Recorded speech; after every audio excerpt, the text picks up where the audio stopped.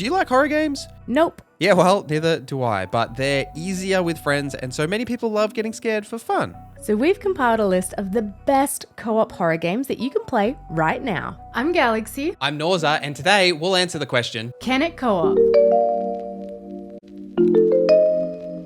Phasmophobia is a 4-player online co-op psychological horror where you and your friends play as ghost hunters called into haunted locations filled with paranormal activity. It's a little bit puzzle-solvy in that you and your team will need to figure out which supernatural entity is haunting the building. You'll be using a bunch of ghost hunting equipment to gather as much evidence as you can as you walk through the buildings, and you can even talk to the ghosts with your mic using the spirit box item. Speaking of mics, you can use Discord for this, but we recommend in-game chat as you can only talk to each other using the walkie-talkies. And of course, because it wouldn't be a horror game without any danger, your actions will absolutely anger the ghosts around you. They'll start slamming and locking doors, turn off lights, and basically hunt you down. So you're also going to want to avoid that. If you die, you come back as a ghost with no way to communicate with your team besides throwing objects around. So I guess you get to scare them now. There's 5 different difficulties, so you can start off as easy or as scary as you like, and you can play it on Steam, PlayStation 5, and Xbox Series X and S. R.E.P.O is an online horror game for up to 6 players that features physics-based mechanics with proximity chat and scary monsters, plus a little bit of comedy to lighten some of that tension. You and your team are tasked with locating, transporting, and extracting valuable items from the haunted remains of a long-lost humanity.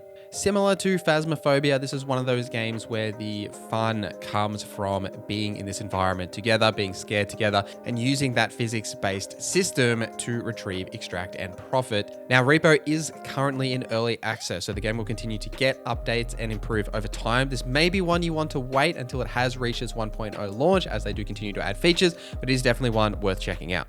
The Outlast Trials is probably one of the scariest games you can play with your friends. It's an online co-op game that you can play with up to 4 players that is all about surviving a human testing facility during the Cold War era. Prisoners of the Murkoff Corporation, the only way you can be released and get back to society is by completing a set of crazy and disturbing trials, where you'll also need to run and hide from enemies using the tools at your disposal. You get to customize your characters, and if you need a little bit of a break from the horror, you also get to decorate yourself. If you want to give it a go, the Outlast Trials is on PC, PlayStation, and Xbox. One of the only horror games that I can personally stomach is The Forest, or The Sons of the Forest, the sequel. Now, if you're looking for a survival horror you can play with your friends, then The Forest and its sequel are absolutely fantastic choices. In both these games, you play as a survivor of a plane crash that finds themselves lost in a mysterious forest that is home to a society of cannibalistic mutants. It's a first-person open-world survival game where you need to craft, build, explore, and find your way off the island, build your base by day, and defend it by night. Now, what's really unique about The Forest and its sequel is that there's a lot of intelligent AI with these cannibalists and the way that you interact with them. They will interact with you differently. They're not necessarily hostile to you all of the time, or even in general. It is dependent on when you become hostile to them and in your interactions with them when you do actually meet them. The base building here is incredibly expansive, and it is a beautiful game visually, and The Sons of the Forest did reach its 1.0 after its early access last year, so they're both fully fledged games that are absolutely worth checking out. But we do recommend starting with The Forest because there is actually a story that pulls you from The Forest into its sequel, and it's actually not bad for a game like this.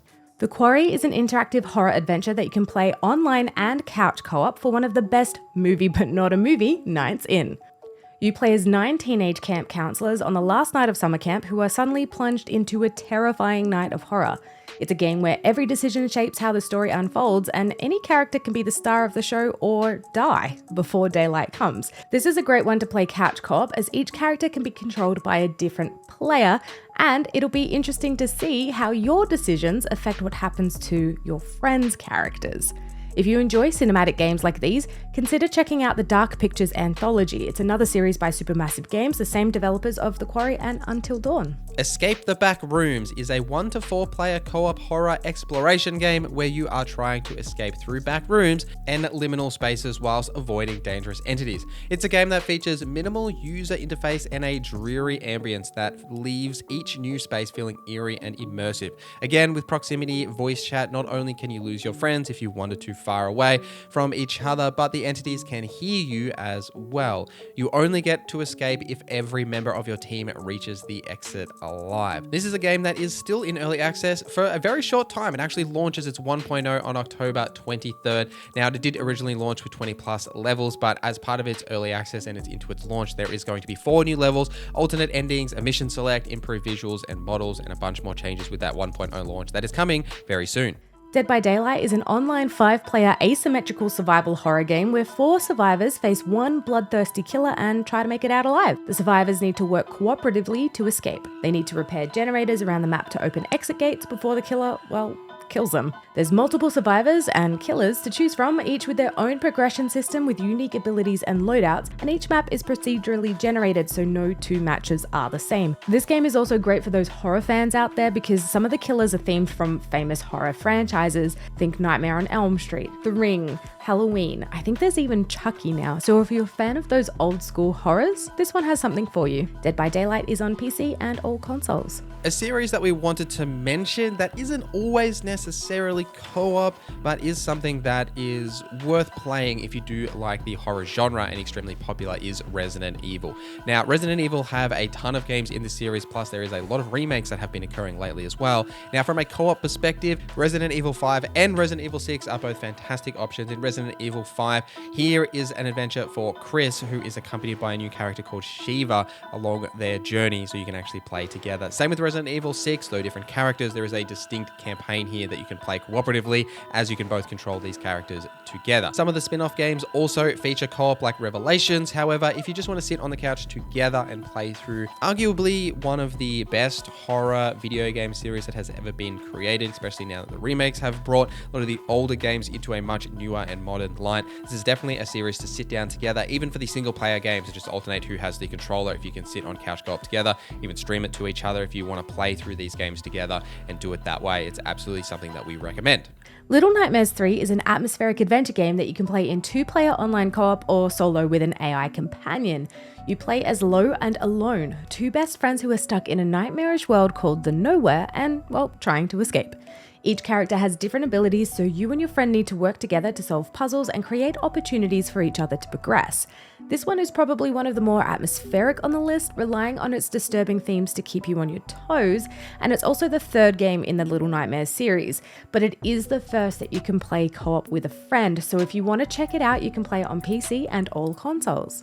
After a long wait for the final game on this list, we thought it was appropriate to have a game that we waited a very long time to release, and that is Dead Island 2. Now, Dead Island 2 did release in 2023 and is a zombie apocalypse game set in Los Angeles, a little more whimsical and upbeat and bright than a lot of the darker and deadly games that we have shown on this list, but we wanted to try something a little different for this final option here that's a bit more fun-spirited, and that is Dead Island 2. Now, set in Los Angeles that has been ravaged by the zombie apocalypse, the main focus of Dead Island 2 is on the expansive Millie sandbox that, with arguably the most advanced dismemberment system you've ever seen, as each swing of a weapon is represented in the zombies' fleshy parts as they seem to fall away, which is something that we can barely show on YouTube because it does get demonetized every time I've tried to show it on my channel. But you've also got plenty of other options to keep you invested, like the Millie mods and all of the crafting elements you can add to all of your weapons to give them explosive effects, flaming katanas, electrified claws, plenty of other options, and a fully co-op story that you can play together all the way through, plus the DLC that has been added. All of the characters here are unique and distinct with their own unique skills and progression systems as well, so there's plenty to love here for a co-op fan that is a bit more lighthearted than, say, some of the darker and more terrifying games that we have talked about on this list. Let us know in the comments your favorite co-op horror games that we've missed, and maybe we'll include them in the next one. So if you're looking to team up or just chat about co-op games, join our Discord linked below. I'm Galaxy. I'm Norza, and this is Can It Co-op?